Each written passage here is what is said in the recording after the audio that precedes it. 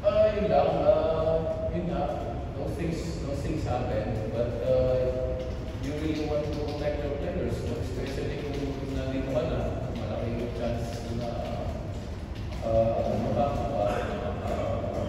advance ka.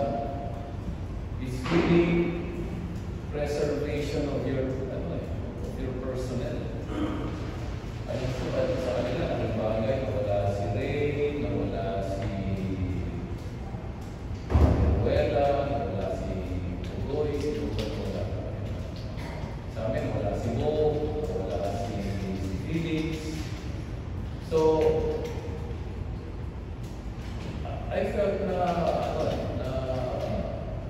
there's room for physical rugged play, but it's really yung mga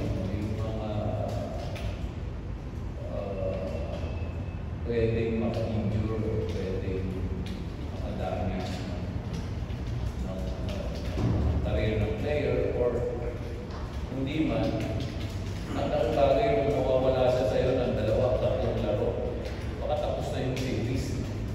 So, accidents will happen, we can accept that. But yung mga mistake yung mga kailangan. And we play physical, nangyayari din yun. Minsan meron din kami gano'n. But it's not really with any malice.